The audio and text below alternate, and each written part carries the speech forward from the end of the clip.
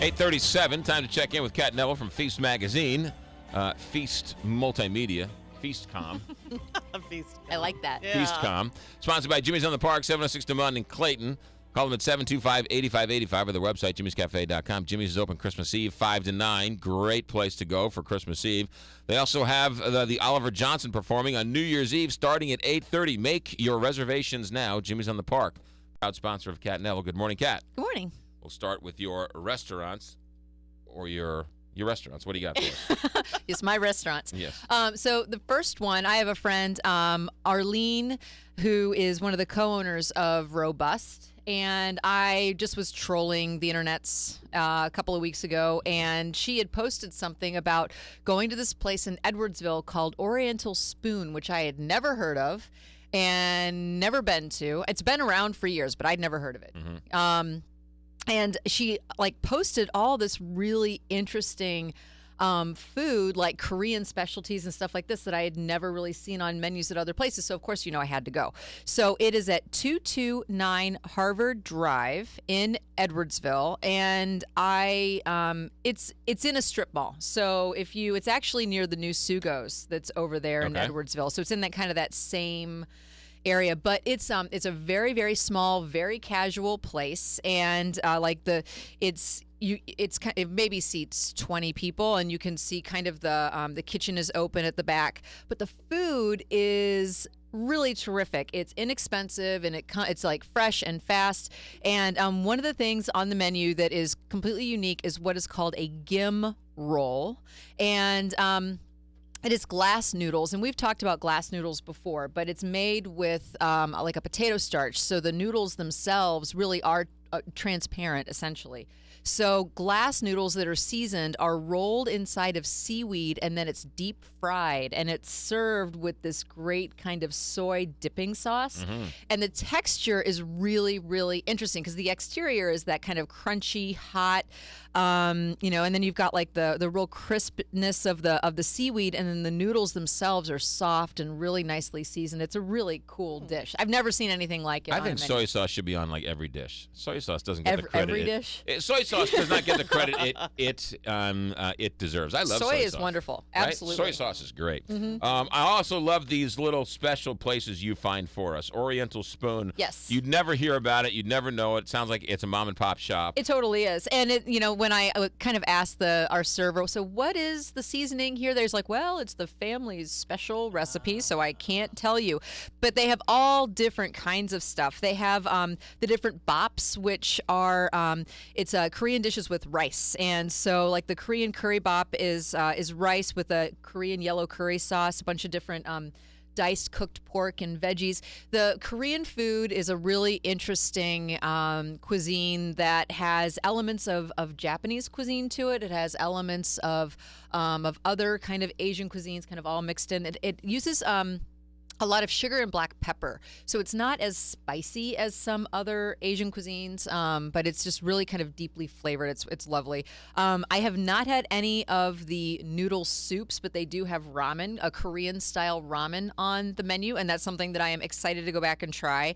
And the one of the other dishes that I have, obviously, was the bulgogi, which here in a lot of Korean restaurants, you'll actually have a lot of the kind of side dishes kind of presented separately. And here you don't have that. They take the meat and all the vegetables and they saute it all together and they serve it with this wonderful steamed rice. And so the beef bulgogi is you have this very thinly shaved, kind of sweet and peppery beef that is sauteed with like carrot and mushrooms and all these different veggies, and it's good stuff. I bet you the people in Edwardsville and around that neighborhood know it, but outside of that, yes, they're probably unknown, which is great. So now we all know about it. All right, Oriental Spoon, Edwardsville, 229 Harvard Drive. Yes. In Edwardsville. Correct. All right, good. What else you got? Okay, so the second one is a brand new spot that is terrific for the holidays. It's called Planter's House, and it is on the edge of Lafayette Square. It's 1000 Mississippi Avenue, and this is the long-awaited cocktail-driven restaurant from none other than Ted and Jamie Kilgore. They are obviously well-known in St. Louis for their cocktail stylings, and There's a restaurant. There's a space that a building that has been on the corner of Mississippi and Shoto for probably 130 years, and it's been a number of things. They went in and completely restored the interior. It's gorgeous. The way that they've gone in, it doesn't look like it's new, but everything is new. And the bar is humongous, and then they've got this wood treatment that kind of goes up and over the ceiling, which I've never really seen before. It's beautiful. So that's the dining room, and it's not just a cocktail bar. They also serve food, a lot of which has kind of a German kind of a spin to it. And then there's a separate bar that almost looks like a boudoir, like the. I love that word. Yeah, I love that word. That's such a great word. His eyes just peeked up. Boudoir, what? Exactly. It has kind of like this red velvet patterned wallpaper and just really kind of soft lighting. It almost kind of envelops you. The design's really, really attractive, and the cocktails are absolutely amazing. So, if you're looking for a place to grab a drink when people are coming from out of town, this is a terrific place to take them because top notch. One of my absolute favorites was, what was the one that I had? It was old but still in fashion, and that's Old Fitzgerald bourbon with Amaro, which is an Italian bitter liqueur. I like to drink Amaro just by itself. Like after dinner. So you're I don't a know lush, if you, kind of. I am. You know me. Yes. God love you. And then a little bit of curacao, some orange bitters and orange. So you've got kind of that vanilla flavor of the bourbon, the orange and the bitters, the warming spice of the Amaro. Absolutely wonderful.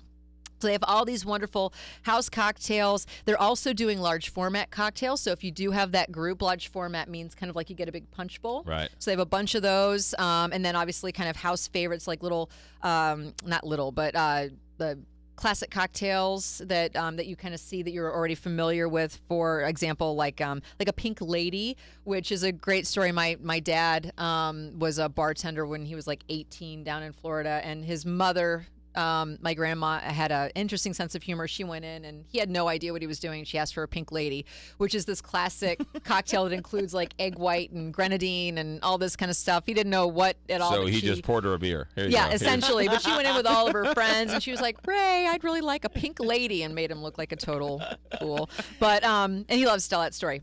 It sounds like, are cocktails coming back? Oh, entirely. You know, They're like back. the old time, the old Yes. school cocktails. Yes.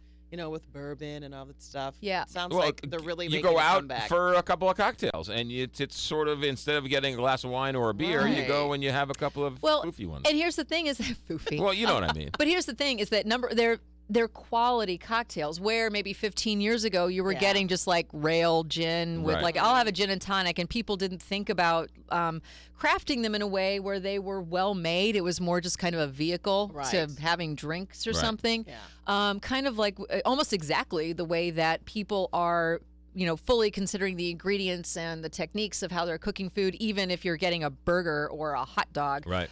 You want to have it be a great burger or a great hot dog. It's the same thing with cocktails.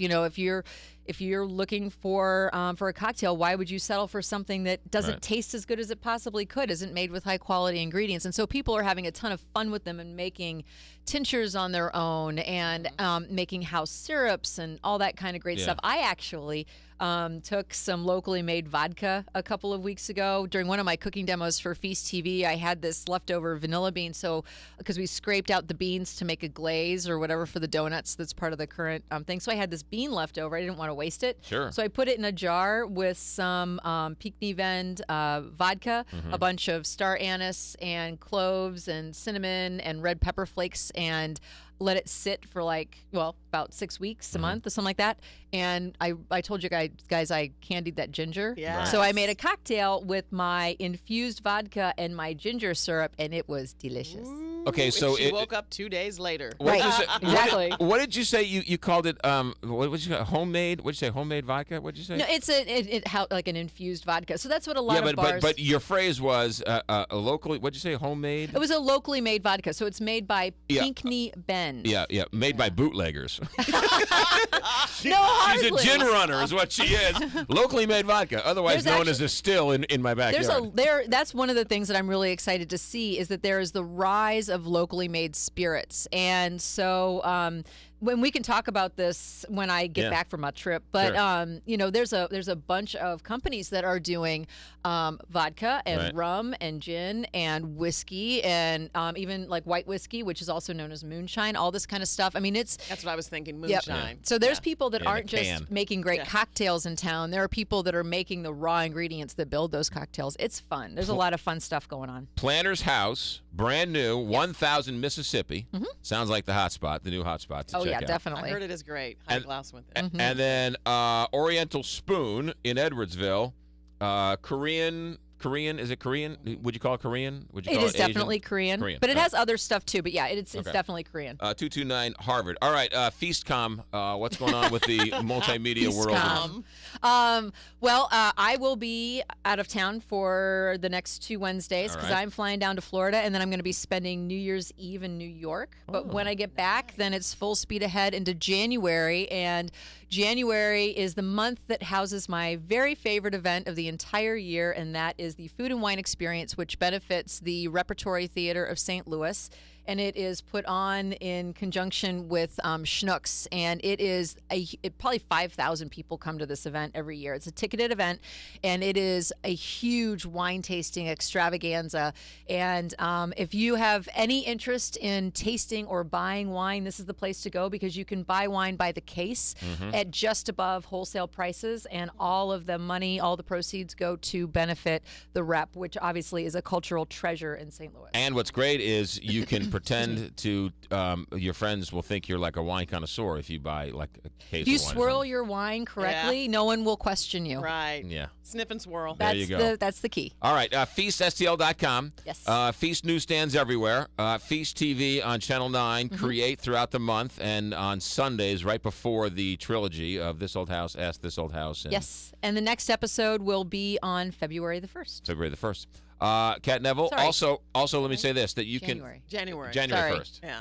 You can subscribe to Feast Magazine, and it'll be delivered to your house on Sunday when it's out, in conjunction with the Sunday St. Louis Post-Dispatch, if you subscribe to the Sunday St. Louis Post-Dispatch. If you want a deal, go to stltoday.com and get the McGraw subscription deal, all part of our deal with stltoday.com. Good Awesome. deal. You got it. Merry Christmas to you and yours. To you as well. Safe travels. Thank you. And tell Ray that I want a pink lady. Have him make a pink lady for me on I will do that. Christmas Eve. Bertarelli Cutlery sponsors Kat Neville. They've been keeping St. Louis sharp since 1967. Bertarelli is your one-stop shop for knife and tool sharpening, along with all of your kitchen supplies. Visit them at 1927 Marconi on the Hill or at bertarellicutlery.com.